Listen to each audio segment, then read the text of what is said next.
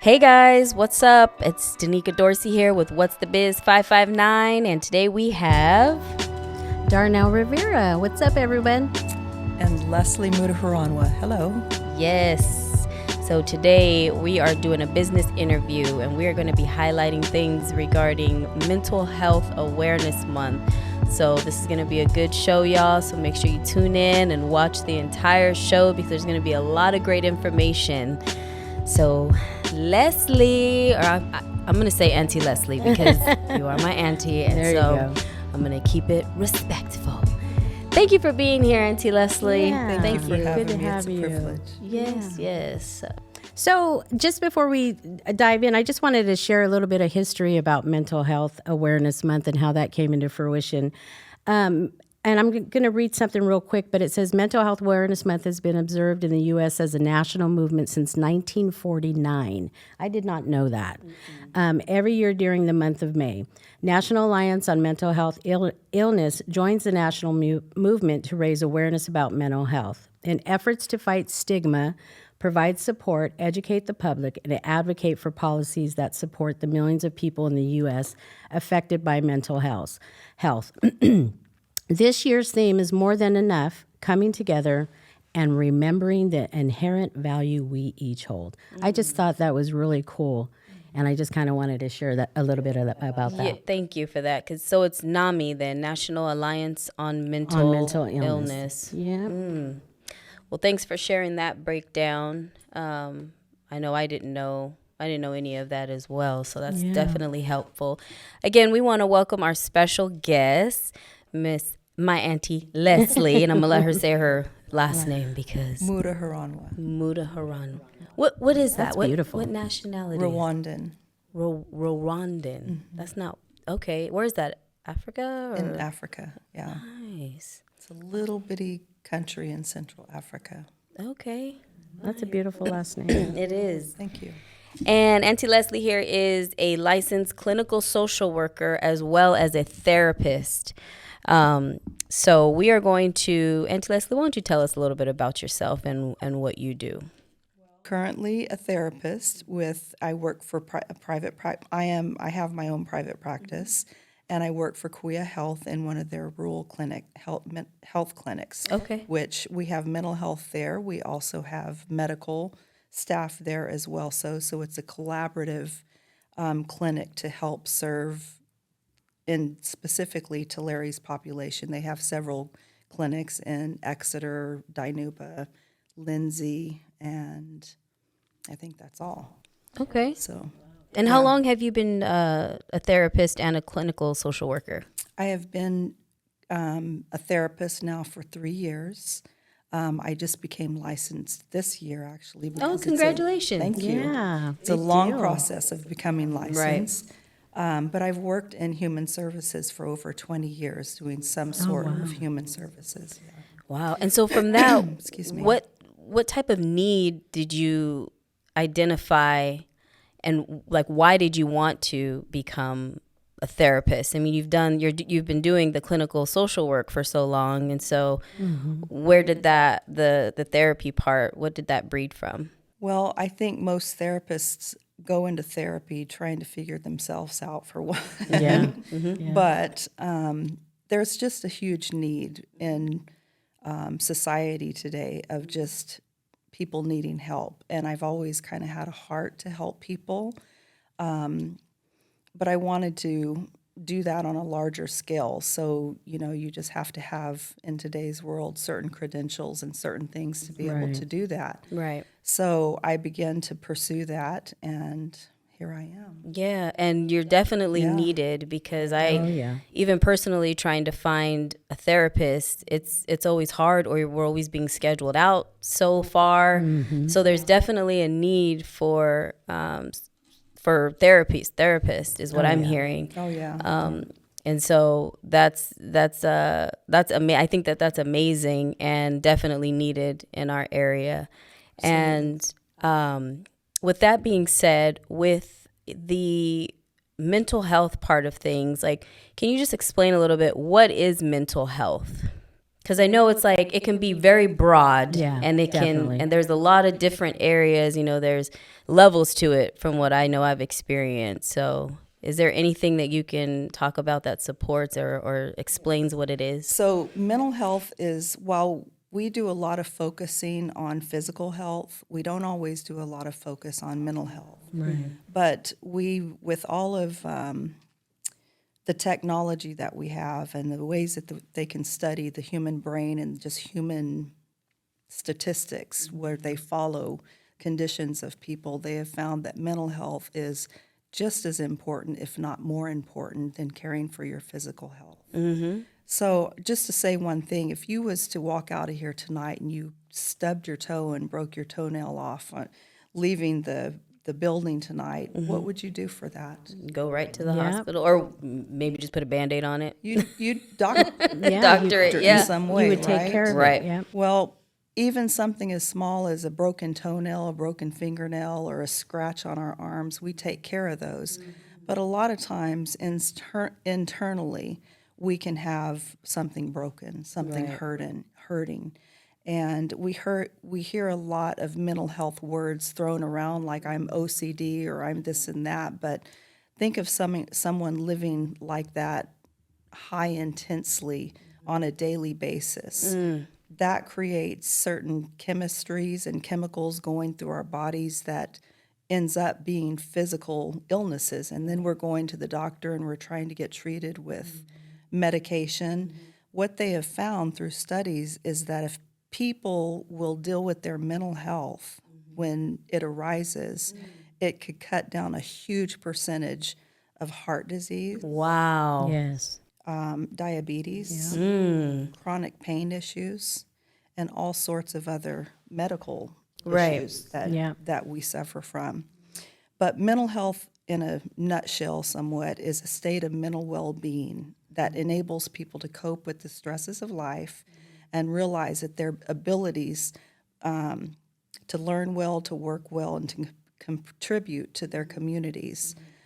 It's an integral component of health and well-being that underpins it, and our individual and collective abilities and the ability to make decisions, to build relationships, and to shape the world that we live in.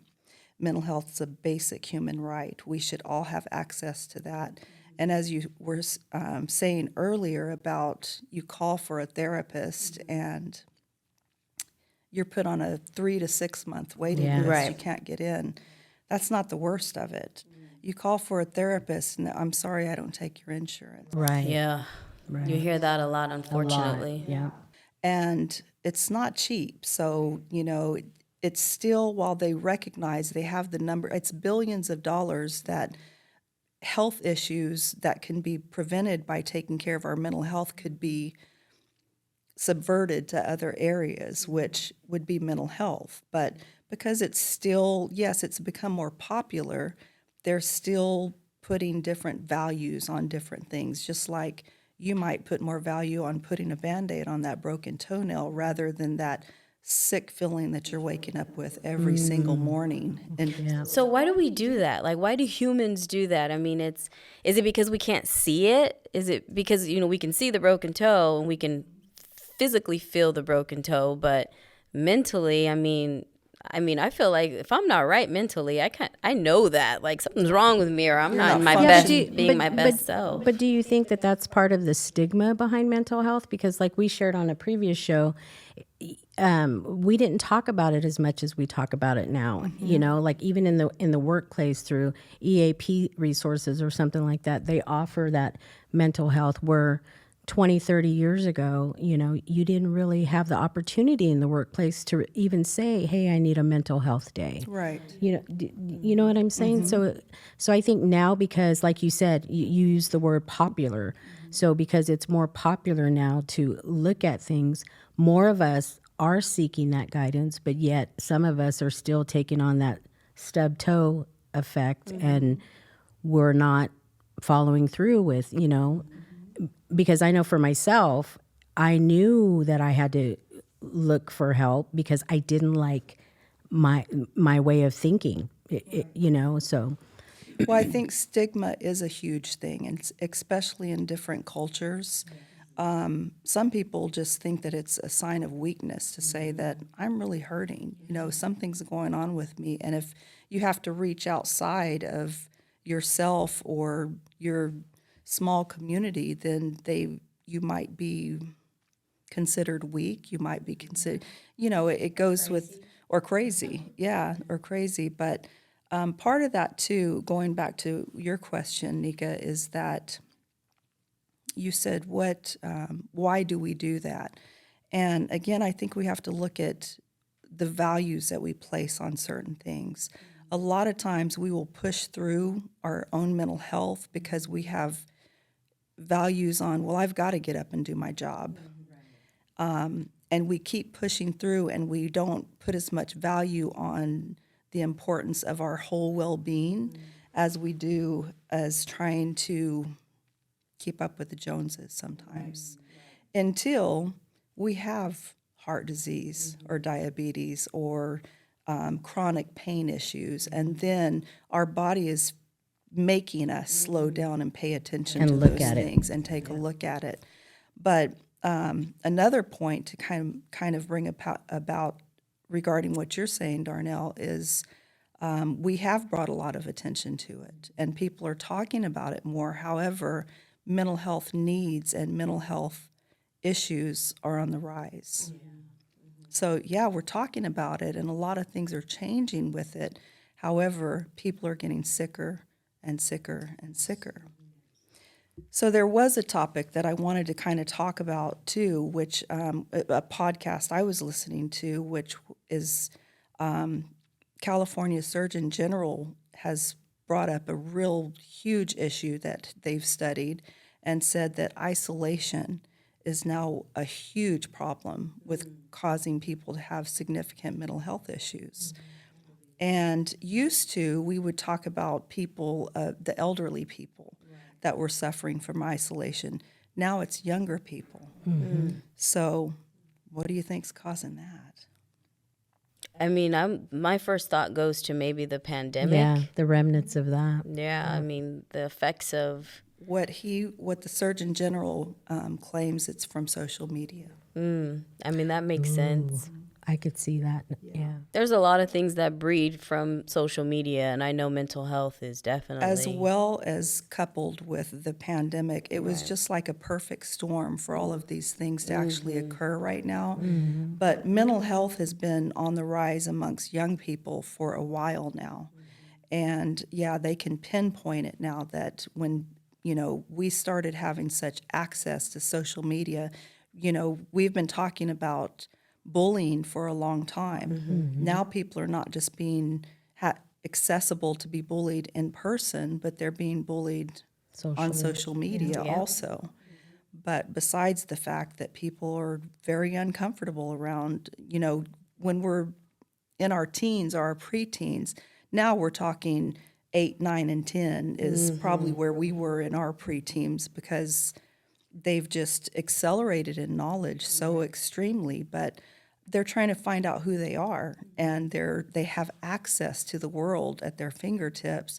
And how many of us can measure up to the women or the young people that we see on social media? Such a small mind, and young minds that are still being Developing. Developing, and it's adults. Some adults can't even handle social media, let alone a child who's still developing, trying to figure themselves out, and the peer pressures in school, and that's enough to start messing with their mental at that early age. I remember after the pandemic and my granddaughters preparing to go back into the classroom, and what a struggle it was for them just to even be social. They're texting. My daughter, same way. Yeah, my granddaughter literally said, she goes, I was texting my friend so-and-so through the whole pandemic, and we would share information, and I got to school and she passed me in the hallway and she just kind of put her head down and couldn't even say hi to me. Yeah. So there was this whole thing that they were facing, even returning after the pandemic. Then on top of that, to have the insecurities of what they see on social media to try to process, you know? There's many kids that have still not returned back to school. Right. There, you consider and think about what A happened lot of here. homeschooling, yeah. There were people moving from the 6th grade to middle school that missed their whole middle school, going into almost the 9th grade. Yeah. Wow.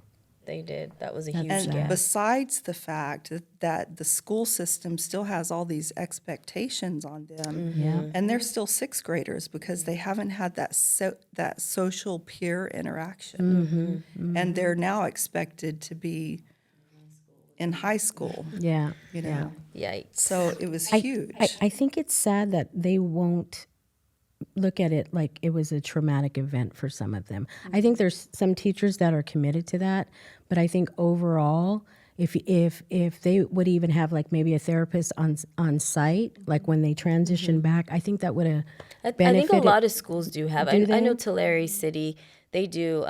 They have the psychologist on hand. But at I'm the- saying to help like with the transition, you know, was that something that they identified with the students or anything like that? You know? Again, now we're talking about numbers, and the Yes. schools do have therapists on hand, but many schools just aren't set up for therapy and for that kind of interaction. And a lot of Not to mention the issues that the kids have in Right. school today. Yeah. Another thing that came out of the podcast I was listening to, I think one researcher had stated that the second cause of death for young people, the leading cause of death among kids 10 to 14 is suicide. Guess what the first leading cause of death for kids that age is? School shootings. School Yeah, shootings. school shootings. Yeah. I believe that. Yeah, that's just sad. And you know, these kids that are returning back to school too, you know, they've lost parents due to COVID and lost family members. Grandmas. Yeah, you know, I know when we did the Empower Huddle, and I had a teacher on that taught middle school. She talked about a lot of the mental health issues that these kids are experiencing from the pandemic, and a lot of them still wearing masks because they want to cover themselves with the hoodies and you know the self-esteem issues and you know a lot of that stuff. So it breaks my heart to think about does. a lot of these babies that are just suffering. Yeah. Do you feel that it is important for even us as parents to talk about mental health with our younger children? Oh, absolutely. You should read books to babies that to understand, their feelings, keeping them in touch with their feelings and how important their feelings are and their ability to express their feelings. That's another issue that we're dealing with in our society is people are not confident in expressing their feelings because we need to. We're a lot, especially young people, going back again to young people, is that they're trying to find their identities and they're looking at social media once again, and that's just not real life. Yeah. So they're putting on identities of either being tough or being older than they really should be, or just not having really strong moral support systems. Right. That's another breakdown that was in one of the causes for some of the uprising of mental health is how the family has kind of shrunk down. Families used to be huge, Right. and they were the ones that led the tribe. We lived in tribe. We were born to be in packs, Right. and now families have broken down to so small. And the push on life is you can have a whole family, a 2-parent family in the home, but they're working so hard just to survive Yeah. that it's hard to maintain the needs of what kids really need right now, which is attention. Right. And that positive structure. And that positive Yes. structure and consistency. Yeah. There's just not a lot of consistency in a lot of our homes. Not all homes, but a lot of homes. And this is according to what studies are showing that is having a significant impact on mental health. And then at the end of the day, the parents were so exhausted. It's almost like after dinner, do your homework. Then they kind of separate themselves, even in the home. You know, maybe dad's in the den watching TV and mom's, I don't know, sipping at the counter, and the kids are just, there's just such a disconnect. Well, if you ever go out and you look and see a family, oftentimes you'll see almost all of them on their technology. Oh, yeah. Sitting at the you know? table on So their that's a phones. disconnect that we're not even aware of. Right. So there's just a disconnect that's going on that is really impacting families. So what do you think are some causes of mental health issues? I mean, we talked a little bit about where they can come from, but can you dive a little deeper in? I mean, is it like a genetic thing, or where does it come from? Well, it is genetic. causes There it. are genetics is one piece of it, but also there's just a lot of complicated factors, and that's what makes it so complicated. Is that there are sometimes genetic factors, and other times there's child abuse, there's neglect, there's trauma. A lot of trauma going on right now. You watch I have never understood the importance of having like PG, G, and Right. on movies until now, until I realized the impact that what the mind sees and takes in, how it impacts our whole system. Absolutely. Because when we're watching things, our brain, the way our brain works, it's like it's experiencing it. And we're taking in trauma that we're not even aware of that's impacting our system. But trauma. But there's what in mental health they call little t trauma, and there's big T trauma. Little t trauma is maybe a car accident where you got scared and someone got hurt, whatever. A big T trauma is where you've actually watched someone get murdered, or you felt like you were threatened to be murdered. So there's different kinds of traumas, but the brain doesn't know the difference. So someone who experiences a little t trauma could be just as impacted as someone who experiences a big T trauma. Wow. So we can't minimize the impact that a circumstance or a situation has on. And I think sometimes we do that, like that comparison thing, Right. But I've never heard it said like that, where it's a big T or a little t. And that also goes back to why do we neglect our mental health? Yeah. It's a scary place to go. It is, back to yeah. the trauma and have to heal it, or Look, work on look it. at it. Yeah. Even just look at it. Yeah. Wow. But other reasons are, as we've mentioned, stigma, discrimination, racism, social disadvantages, and having a direct impact on it. They all have a direct impact on a person's mental well-being and can result in a person obtaining a mental illness. Part of that is just not paying attention to what's going on, and you live day in and day out under high stress. Right. Your body is releasing certain things into it that eventually does cause a physical response to that. I mean, have you ever, been walking across the street and a car's coming, you didn't see it, and you get that shock? Imagine having that kind of feeling in your body, and you're living like that all day long. All the time. That's like that fight and flight. It's exactly fight, flight, or freeze. And that's where the brain sometimes just doesn't turn off, and it can be triggered by the smallest things. Yeah.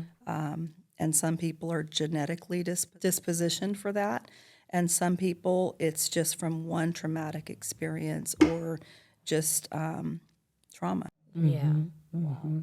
And I was talking to someone not too long ago, and her words were, I feel like I've been in fight and flight my whole life. And as she's sharing about her life, and you can kind of see, and then when you're in a safe place in life, it's like your body can't even regulate itself to even accept that everything's okay now, I'm safe. because you're so used to living in fight or flight, right? So I have a question. What are the common mental health disorders that are? I mean, I hear some. There's bipolar, manic depressive, whatever. But what are some that you can share that maybe has shined a light on more so now? Depression, anxiety, and post-traumatic stress disorder are the most common, specifically depression and anxiety. An interesting fact about that is anxiety was actually the first noted mental health disorder in the Bible. Wow. And it I didn't know that. it actually started with Adam and Eve. Oh, okay. After the fall, they hid. They became Anxious, yeah. Wow. So Interesting. That's been since the beginning of time. That is interesting. And to realize that anxiety is actually the anxiety and depression. I think depression is getting up there with it, but it used to be the highest, most common diagnosed mental illness. Right. That's crazy. And you do statistically see a spike now in that based on the experience of the pandemic, right? Well, mental health issues have been spiking for a while, but like I said, it was a perfect storm, and it just threw society into, and the world really, but United States is very unhealthy. Oh yeah, Right. in We more have ways than one. It really suffers from mental health issues, which is really interesting when you compare the mental health issues of the United States, such a rich country, in comparison to third world countries. Why don't they have mental health the way we do? Isn't that bizarre? Wow.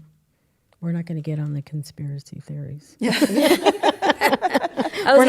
not going to dive that deep. I was gonna say, or No, do they? it's- And they don't talk about it. Maybe That so. could be. I mean, that could be it. Yeah. It could be some of those, but we are the most medicated country. Oh, most definitely. Most definitely. The pharmaceutical, yeah. Yeah. That's another show. It is. Which is another problem, though, Yeah, because most we're looking for, when it comes to mental health, it's huge because we're looking for an answer, someone to fix it. But it's not like that stubbed toe that you just broke your toenail. And I guess I keep saying that because I broke my toenail today. It's fresh. It's really fresh. Did you just And it's put a hurting. Band-Aid on it? No, I'm waiting to go home to take it off. Oh, it's a bad one. But anyway, I lost my train of thought with that. But yeah, we're looking for something that we instant, can take yes. to fix it. And oftentimes, and most of the time actually, people get on medication and they have to keep increasing. Crazy how that works, huh? Isn't with it? With the pharmaceutical. And medication for mental health is something like, I'm not a medicine therapist pusher. However, I do have contact with clients that sometimes they come in and they're so depressed and they're so anxious that we can't use any of the skills that we've learned to deal with them because they do have that fight, flight, or freeze, or they're so depressed that they can't even find the motivation to do the coping mechanisms that we will try to provide them. We will make a recommendation. You know what, you should go talk to the psychiatrist, let him assess you, get on something, and we'll work together as a team. So it's very important that you have a collaborative team. And also working with families, when it comes to talking about stigma, I have people that come in that they will not tell anyone that they're seeing a therapist. Right? Yeah. That's so sad. And so I'll ask, well, is there anyone that you can talk to let them know that you're working with someone to have that check-in? Because we only see people one time a week, usually every other week, and sometimes one time a month. But your family is who you see every day. They're the ones you can say, hey, my doctor prescribed me this medication. Can you kind of keep an eye on me to make sure you're, do you see me, getting a little happier, or do you see me withdrawing more? Because the medications, they'll tell you. Wow. It can raise your suicidal risks. Yes. So And it even tells you that, like, on the side effects, right? yeah. Yeah. So, here we're talking again about the isolation, how isolated people are when they can't when they don't have that outlet. So that's why there's certain things that are so important in our communities to be established for people to feel included. And there's places for that, but there's some places that people will never go. So there needs to be a range of places. There needs to be a more focused attempt and effort to engage people and create community rather than just trying to draw people that are just like you. Yeah. Right. Well, you mentioned a little bit about the young people. Do you see a heightened issues with women? As far as Just as far as mental health care. I mean, I know you mentioned that the children between the age of, but I'm talking about like women, whether it's women in the workforce, women in the home. I mean, do you see like a distress there that? absolutely, I think that women have always been, again, it goes to that oppression. There's some expectations upon women, but again, there's a lot of discrimination against women in a lot of areas today. While we've came a long way, some of the areas that they're pushing us as women is not necessarily what we need as women. Yeah. We've moved from this place of I can be just like you as a man, but we aren't men, and we are very intricately designed to be women. We have our own needs, and that push to be equal with a man, I think that is very problematic, and there's a lot of push for that in today's society. What was the big thing that was pushed during the COVID thing with women? I don't know. They were in The Me Too the movement. Me Too movement, and there was some pieces of that were very positive, but there was a lot of very negative and biased things about that movement, which Yeah. is not recognizing the special needs that a woman actually has. So the added pressure. It added a lot of pressure. Yeah. Well, I think as women too, we're more emotional too, when it comes to like running our homes and trying to prove something maybe in the workplace. So that kind of weighs heavy on us too in that realm. I would have to just disagree a little bit with what you're saying about we as women are more emotional. I would want to change that and say we express our emotions very differently. Okay. Men Okay. are I like that. likely, unless they have been told all their lives, don't feel like that, don't express yourself like that, don't do that. Men are very emotional also. They just express those emotions very Differently. I differently. like that. Yeah. Okay. I'll take Yeah, that they on. do. Yeah, For I sure. like that. And so right now, like, where do you see mental health issues increasing?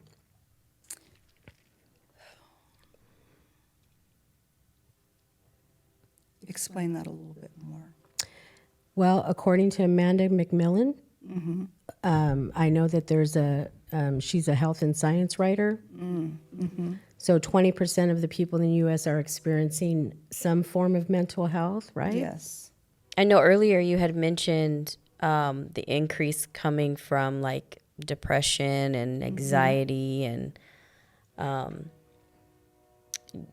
due to things like on social media and from the pandemic. Yeah, again, I guess according to Amanda, she says that through her study, approximately there are 50 million people suffering from a mental health issue in the United States right now. The increase from her study is the rise in social media, the COVID-19 pandemic, and of course societal trends.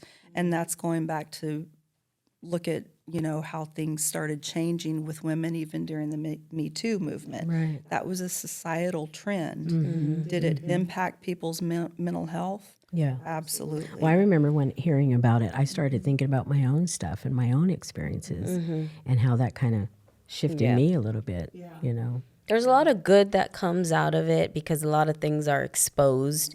Things that were done in the dark were brought to light and Right. exposed, and those who needed to be held accountable, that got started from it. But like you said, there was a lot of other things too It that stirred up a lot of anger. Yeah. It stirred up a lot of hate, and it stirred up a lot of women expressing some really negative emotions against men. Which you think about women that have been traumatized by men, and a movement like that, the way that it was presented. We have to sometimes pay attention to our audience. And when we're given a platform like that, they weren't paying attention to the audience because it created women that were, in a lot of senses, not all. And you're right, there was some good that came out to it because it highlighted some of the abuses of women that had been buried. and not addressed.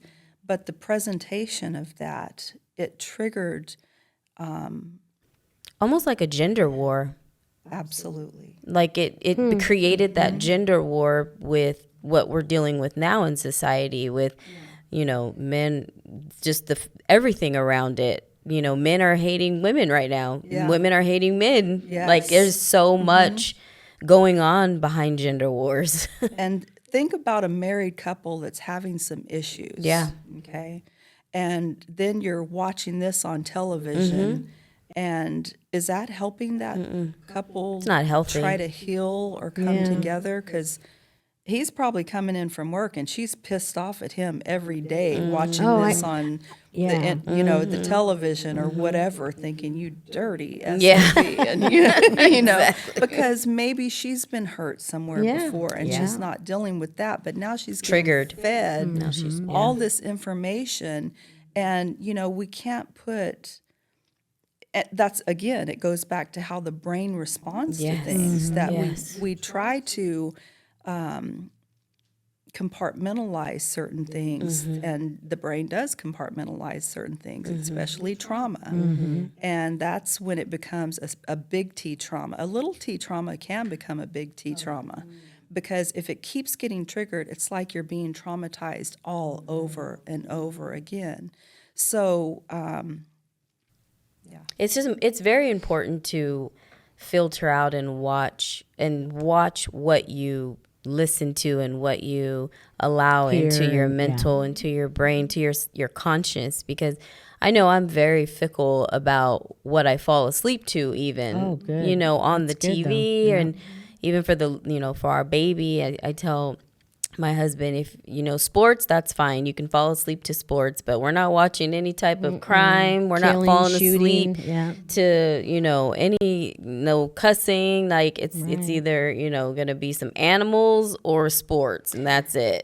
Keep it safe if we're gonna even fall asleep to the TV. I read an article years ago. I want to say it was in Psychology Today, but I'm not sure. I really don't recall, but it was talking about our sleep pattern and how falling asleep with the TV on, how detrimental to our health that is. Oh yeah, I'm sure it is. Because your body's asleep, but subconsciously you're awake, listening to what's on the TV. Your body, like you said earlier, your body doesn't know if it's real life or, and I try to express to some family members who literally believe the story, I can't fall asleep unless I have the TV on. Oh no. Which I think is just bad programming. It's really, it's very detrimental to your health, because you never reach that good quality sleep if you've got gunfires in the background. You wake up thinking you're in war. But see, some people have to live with some kind of distraction, because it's easier to listen to that distraction than what's going on in their head. Yeah, and those distractions. And isn't that why we're on the phone too? So, we do a lot of things to distract ourselves from what's really going on. That's why it's really important to do a mental health check-in every day. And I was going to reference back to what you were saying about, what we listen to before we go to bed. But do you do a check-in with yourself before you go to bed? Like, how do I feel? How was my day? I love to do that. I journal all the time, so I do love to Yeah. At check the end in. of the day, I do my little 3 things I'm grateful for. And and gratitude is huge. Yes. Huge. But lots of studies behind gratitude. Very simple practice, but it has a very positive impact on our mental health. Especially, and we shouldn't just say it inside. We should actually speak it out so that we can, use all of our faculties to say it, to hear it, and to really believe Speaking, it. writing, there's something about that Yeah. tangible or that audible. So make sure you guys are doing mental health check-ins with yourself before bed and watch what you're watching, because you don't want all that caca getting in your And when you wake up. and when you When you wake up, yep. Absolutely. And it takes practice and action. So I'm big on that. Just don't tell yourself, just, do it. And awareness. Practicing awareness. Sometimes we don't check in with ourselves for so long. It's like, have you ever had that craving for something to eat, but you didn't know what it was? Because your body will tell you what you need. If you haven't, when you're thirsty, Right. you'll drink some water. But that craving, like if you haven't had enough vegetables or you need protein. Awareness. And then you'll start eating all kinds of stuff to try to fix that. But it's not what your body needs, so you're not getting. Our bodies are amazing. They're amazing. We are amazingly made. Right. But when you wake up and you go to bed and you just have that uneasiness, taking a second just to think, what do I need?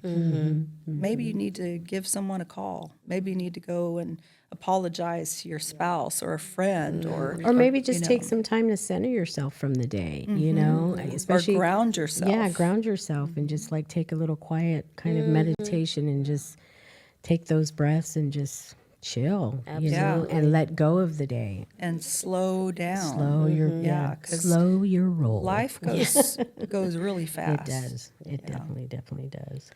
Any facts you want to share with us? Well, we've kind of hit several things, but some fast facts is 1 in 5 United States adults experience mental illness each year. So there's 4 of us in this room. If there was one more, one of us would probably be experiencing a mental health issue. You think about all of population, that's a lot of people. 1 in 20 U.S. adults experiences a serious mental illness each year. And when they say a serious mental illness, that's people that they can't go to work anymore. They're not. That's these kids that have not returned back to school. That is schizophrenia and really serious mental health issues. 1 in 20. That's a lot on a full spectrum. 1 in 6 United States youth aged 6 to 17 experience a mental health disorder each year. And 50% of all lifetime mental illnesses begins by the age of 14 and 75% by the age of 24. Wow. That is sad and unfortunate. I mean, think about when you were 14, you were struggling with just trying to figure out who you are, and now this added pressure. But I can see, like, even when I was 14, I remember when I moved around a lot, and I remember coming back here to Tulare from just leaving a school down south, and I didn't recognize it, but I remember my friends telling me, like, you're not the same, like something's wrong, and you're not the bubbly person you were when you left, and and I know I was going through a lot at that time, but I just couldn't pinpoint it. I couldn't figure it out. And I was around that age, 14, 15 years old. So I definitely agree that that's usually when it starts. And you think that's like middle school. That's like right in between that elementary and high school where they're just stuck. They're not at elementary anymore, and they're not quite high school. They're just trying to like figure out that 7th and 8th grade year is so important, and really just detrimental to a lot of these kids too. Oh, yeah. I They're just remember- trying to figure themselves out. Right. The struggle I went through, we came from this lifestyle, then all of a sudden we were introduced to this new lifestyle. We came from a lifestyle that, party, fun, and whatever, and then all Y'all of a sudden, was sinning. yeah, my mom found religion and literally pumped the brakes on that. And I remember at the age of 14 living in Tulare and couldn't figure out what was going on inside of me, and I'm like, I'm running away, and I remember taking off in the backfield and getting down to the block going, where am I going? Yeah. I have no Never shoes mind. on. Let me go home. You know what I'm saying? So 14 is I don't know. It's just seems to be like maybe a pivotal year or something like that. So I you're feel saying like 14 and 16 almost. Yeah. 16, like. Well, you figure those are the identifiable things of the changes and the things that we can pinpoint. But it's the things that people don't always tell us about of what's happening in our bodies, both male and female at that age. We are starting to turn into adults, and our chemistry is really changing at that time. That's why schizophrenia often is diagnosed at that age, between 14 and 21 years old.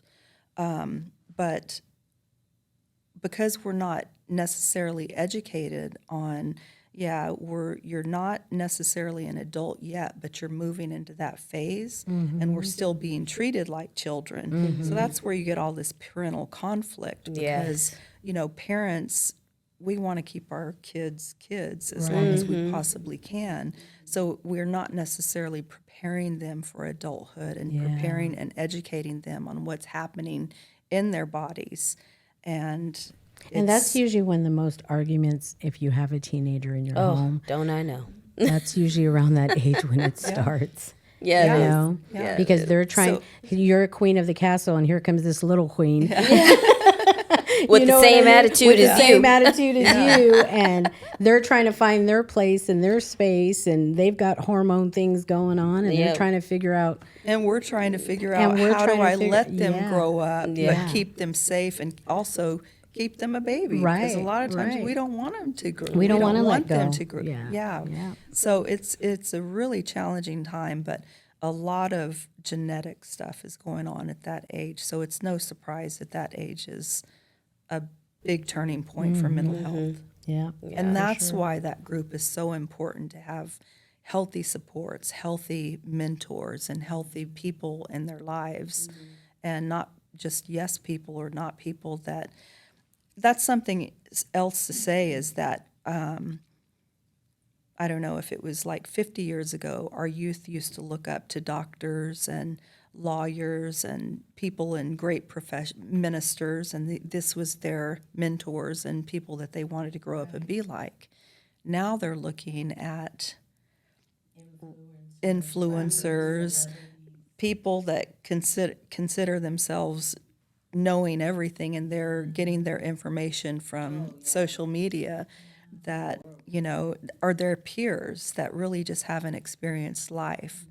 And life there is a reason why, they call us with gray hairs wise, because life does teach you something. And there are people that have gray hair that haven't learned a lot about life. That's a true fact. But I think I know normally, you learn from life. But now they say that younger people, who they look up to is their peers, and that's who they go to for advice, for support. And they just don't have that life experience. So they're telling them things like, oh, you're not getting along with your mother or your father. Well, just come live at my house. And then there's some of those gray-haired people. It's like, oh, yeah, let's let them live here. Yeah. That's a whole Right. nother topic. That but is. So we know that mental health is critical for our mental, our physical, that it's definitely important for us to do self-checks and, just kind of pause and figure out and find out and identify where we're at as far as our mental health goes. And, I know that there's people that are affected by mental health, that are higher than others. Can you give us some stats around that, around just the rates of serious health conditions that are out there? Sure. So people affected by mental illness have higher rates of other serious health conditions as well. So more than 7 out of 10 deaths are caused by chronic diseases that can be prevented or better managed. People with depression have a 40% higher risk of developing cardiovascular and metabolic diseases than the general population. Metabolic diseases include diabetes, heart disease, high blood pressure, and strokes. Rates of obesity for people with serious mental illness are nearly doubled in the general population. People with serious mental illness have twice the rate of type 2 diabetes and more than the general population. And people with cardiovascular disease and have serious mental illnesses have a significantly lower or shorter lifespan, 10 to 20 years, than the general population. So these are statistics that they know. So now we have to ask the question, and this is as a social worker to advocate for people to get mental health, but also for change in policies. We really need to be involved in our community policy-making processes, all the way up to our, state and nation policies, because there is a disparity in lower socioeconomic people getting appropriate mental health services, and it's costing the nation billions of dollars. I was at a function last night, and it was talking about diabetes, and I think the speaker said that for one amputation of which diabetes oftentimes leads to amputation if they're not being taken care of, costs up to $100,000 for one limb. Now, if let me see, I'm trying to find this quote about, so people with serious mental illness are at twice the rate of type 2 diabetes. And that also, talking about diabetes, it also, people of lower socioeconomic are at a higher rate of type 2 diabetes too. Just think if they took that $100,000 to put into mental health, to have to cut back on some of the disparities in certain populations. And that's kind of how some of Kauai Health got these rural clinics, because they're trying to serve that lower socioeconomic population. But we are so, yeah. And Tulare County is a smaller community. However, it's grown significantly. It really has. Oh, yeah. And the services have not grown with the population. That's what I was going to ask you. How Tulare County mental health is being affected by how the population is growing, right? And you hear a lot about the homeless people. Do you believe that the majority of the homeless people that are out there are mentally ill? I don't know the statistics on that, and I don't know if that's, well, substance abuse is mental illness. It's probably started somewhere with a mental illness, but normally, not always. But the homelessness situation is something definitely to look at, but I'm glad that you brought that up, because there's a new bill that our governor is trying to implement, and I believe it's in the process of being voted upon just for California, to force people into mental health services, the homeless.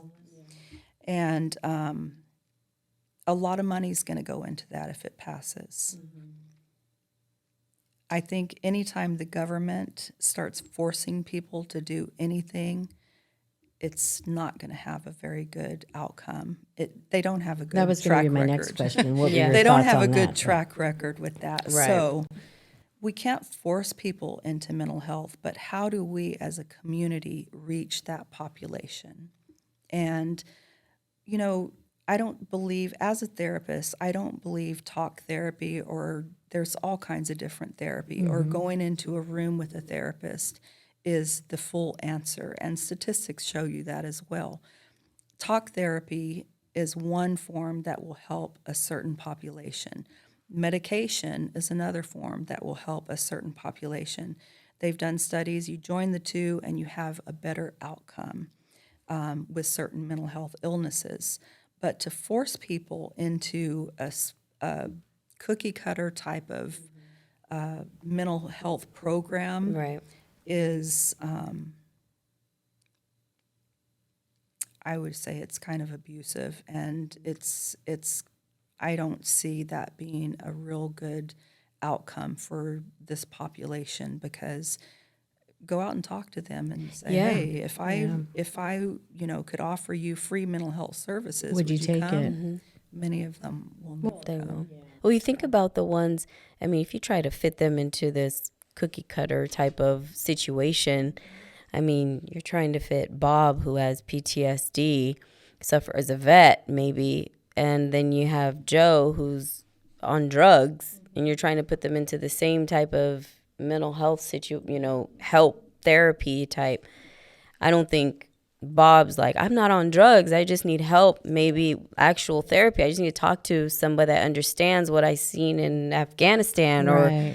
Or, it's not the same as where Joe decided to, just take some drugs and now he's all messed up, like not even competent to have a conversation or even know he needs help. Yeah. So what services are available Right. for Bob? Right, exactly. I had a quick question. You said that there's two types. You said talk therapy and medication. What about nutrition? I know nutrition's really important to mental health. Absolutely. So, and I, as you were talking about all the chronic illnesses that develop and the lower socioeconomic folks that are affected that way. I mean, if you think about their nutrition too, I mean, a lot of them can't afford quality food. Yeah, we have food deserts right here in Tulare County. People that, I mean, for how long was it? They didn't even have water over in, was it Porterville? Was it out there It was by parts Porterville? of Yeah. Porterville, but it was some other areas Right. also, and the agencies were having to take water out to them. Yeah. But there's literal food deserts right here in Tulare County where people don't have access. All they have in the little city is like a gas station kind of store. And what's it like to go get something in one of those stores? It's Yeah. expensive and it's Right. junk. Mm-hmm. And that's all they Processed have. food, Some yeah. of them don't have vehicles. And you think of the impact, and many of them have lived in these, from generation to generation in Right. these environments. Why not take funding to put appropriate businesses out there to help these people? And yeah, talking about the nutrition, it's a whole collaborative effort that we should be in to serve people mind, body, and And spirit. spirit, yeah. Because we're more than just what we see. We're more than just a physical. We have lots of parts to us. Right. But we are very focused. I wish I would have done more studies on what society is paying on things like liposuction and Wow, gastric yeah. bypasses and getting your lips done and getting your eyes done. But what's going on with their brains, Yeah. their Yeah. emotions, because it's never enough. Right. It's not. Right. And we could do it all day long, but eventually it's just not gonna work. It's just not gonna work. But take care of that's your the thing, mental. is that we're so focused on obtaining, what we can see and what other people can see, that we're not really looking into the souls Another of di- what a person needs. Another distraction. Yeah, it is. Distraction, yeah. Another distraction. Wow. Well, this was definitely a lot of information to take in, but it's all good information, and we have a lot of work to do as a community to just be the voice and talk about it more. We can never not Absolutely. talk about it. Yeah. Talk about mental health, and and be confident and push the resources out there, which, I'm going to ask you too, do you know of any, in your closing remarks, do you know of any resources for people out there? I mean, we're going to post them on the YouTube channel. Most definitely. In the caption, but if you can share just quickly some resources that you have I think for our audience. the most important resource to have out there and the most simplest resource is something that was just implemented nationwide, I believe, the beginning of the year, which is the Lifeline. You can chat or text, and just the number is 988. Yes. If you're ever in a crisis, you need to talk to someone, you're having suicidal ideations, or you're super, whatever it is, anxious, whatever, just call 988. You can even text them if you want to. It's a service for suicide. It's a crisis lifeline. It's formerly known as the National Suicide Prevention Lifeline, and it's connecting individuals with crisis counselors for emotional support and other services. 988. 988. That's good. Anyone in the LGBTQ community can also call that number, and you can just let them know that you are of that community, and they can connect you with the appropriate counselor for you. And for the veterans also, active service members can reach the Veterans Crisis Line 24/7 by texting 838-255 Okay. or calling 988 and pressing 1, and they'll attach you with a specialist for veteran care. There are so many resources out That's there. wonderful. I mean, there's even resources out there for people, like the families or friends that are dealing with someone that have mental health. I think a resource that is really needed in our communities is more group work. There is wonderful things that happen within groups with people that are suffering from things. Of course, we have AA and NA and all of those Al-Anon, those kind of things. But it's hard to find. There are a few grief groups, but very few. And people, especially after COVID-19, people are really grieving. They're not just grieving the loss of life, but they're grieving their livelihoods. Right. And I think they're grieving immortality too, because in a sense, because you lost family members or people, and then you just wonder about yourself and what that does on the psyche. But going back what you were sharing about group therapy, I was a part of group therapy for about little over 3 years. And I remember how powerful it was for me being as young as I was at the time, because I didn't want to talk. I didn't want to share my story because, you're raised with the mentality, what happens here stays here. And it gave me the freedom to really express and be okay amongst that setting that I could share and not be judged and share and find healing. And so I think that's really good. Yeah, that's true. More group settings. Yeah. Well, this was great. It was. Auntie Leslie. Thank you Thank so much you. for sharing all of the insight, and just hearing it from a therapist's perspective is enlightening and eye-opening. And like I said, we have work to do as a community. We do. So. And thank you for having me. I really appreciate it. Yeah. So you said that you have a practice. Where can people find you?